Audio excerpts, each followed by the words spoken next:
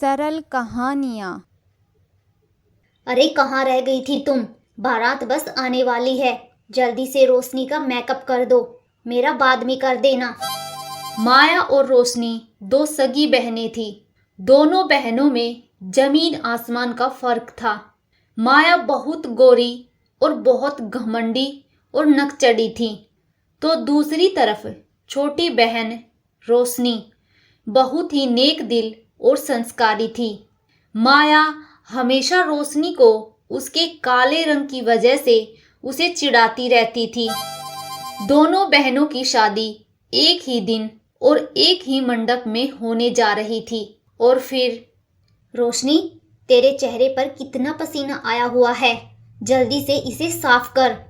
Thank you दीदी, आपने बता दिया। आप कितना ध्यान रखती हो मेरा।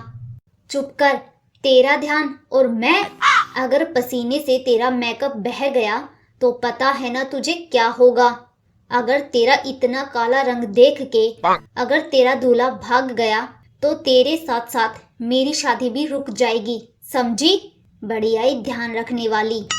रोशनी को लगा था कि ससुराल जाते जाते उसकी बहन माया उससे प्यार जता रही है, लेकिन आखिरी समय तक वो उसे नीचा दिखाने की ही कोशिश करती रही। लेकिन इस बार माया की बात उसके पति रोहन और रोशनी के पति सागर ने सुन ली थी। माया की बात सुनकर उसका पति रोहन हंसने लगा, लेकिन रोशनी के पति सागर को ये बात बिल्कुल अच्छी नहीं लगी। लेकिन उसने वहां किसी से कुछ नहीं कहा।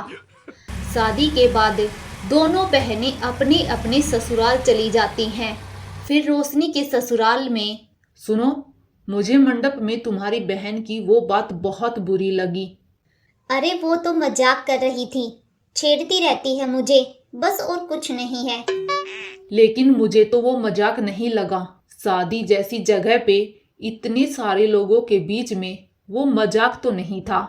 उसने ऐसा बोलने से पहले तुम्हारे बारे में एक बार भी नहीं सोचा। साफ साफ दिख रहा था कि वो तुम्हें नीचा दिखाने की कोशिश कर रही है। अपने पति की बात सुन के रोशनी रोने लगती है, लेकिन उसको इस बात का सुकून था कि उसका पति बहुत समझदार और अच्छा है। रोशनी अपने ससुराल में बहुत खुश थी। ऐसे ही एक साल बीत जाता है। दोनों बहनें अपने माता पिता से मिलने अपने मायके आती हैं। अरे रोशनी, कैसी है तू? मैं ठीक हूँ दीदी, आप बताओ कैसी हो? मैं तो एकदम बढ़िया हूँ। और तेरी गृहस्थी कैसी चल रही है? और पति कैसा है तेरा? हाँ दीदी, मेरी तो जिंदगी ही संवर गई। वो बहुत ही अच्छे हैं। और आप सुनाओ, जीजा जी कैसे हैं? वो, उनकी तो बात ही कुछ और है। सारा दिन बस मेरे आगे पीछे घूमते रहते हैं। मेरा गोरा रंग उन्हें बहुत पसंद है, एक मिनट भी दूर नहीं जाने देते मुझे। और ये देख, शादी की पहली सालगिरह पर उन्होंने मुझे सोने की अंगूठी ला कर दी।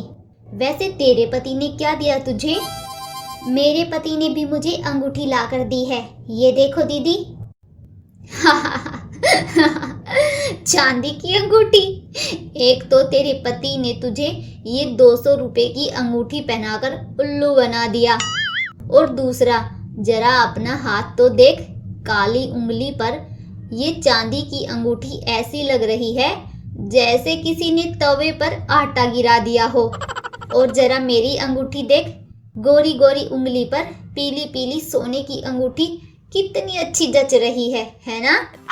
माया की ऐसी बात सुनकर रोशनी को गुस्सा तो बहुत आता है, लेकिन वो उसे कुछ नहीं कहती। तभी उनकी माँ वहां आ जाती है। अरे माया, तू कब समझेगी? जब देखो रोशनी को नीचा दिखाने पे तुली रहती है। अरे माँ, ऐसा क्या कह दिया मैंने? जो सच है वही तो कहा है ना। इतना कहकर माया वहां से चली जाती है। रोशनी बेटा, तू इसकी बातों को दिल से मत लगा। इसकी तो आदत है भला बुरा कहने की।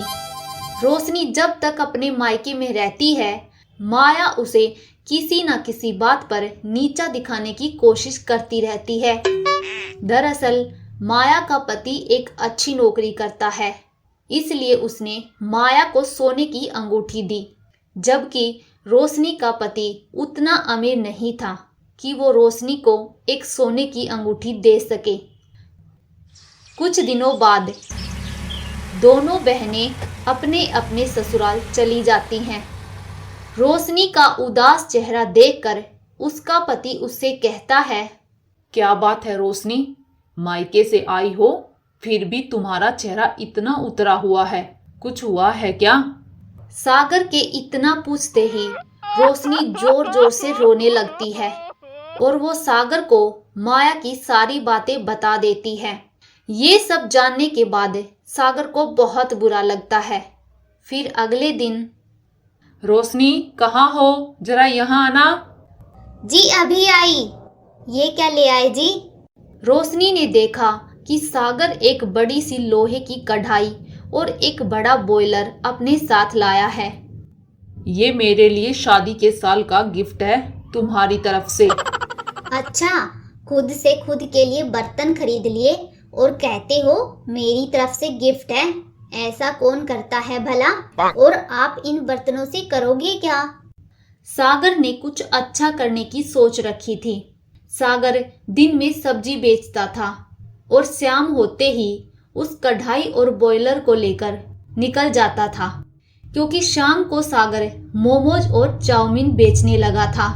धीरे धीरे सागर की सब्जी की जगह मोमोज और चाउमीन ज्यादा बिकने लगे। फिर रोशनी भी सागर की मदद करने लगी।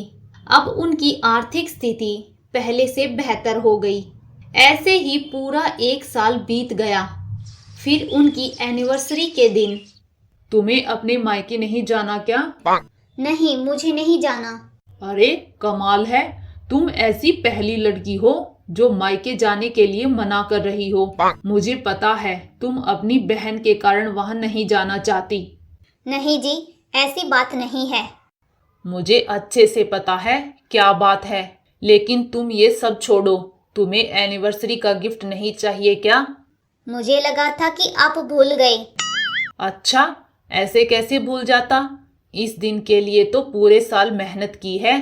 चलो अब अपना हाथ दिखाओ और अपनी आंखें बंद करो। उसके बाद सागर ने रोशनी के हाथों में एक चमचमाती हीरे की अंगूठी पहना दी। अब जाना है मायके? हाँ जी, अब तो जरूर जाऊंगी। खुशी के मारे रोशनी ने सागर को गले से लगा लिया और अगले दिन ही रोशनी अपने मायके चली गई, जहां माया पहले से आई हुई थी। उसने रोशनी को देखते ही कहा, अरे रोशनी, कैसी है तू? और क्या दिया इस बार सागर ने तुझे गिफ्ट में? एक और चांदी की अंगूठी पहना दी क्या?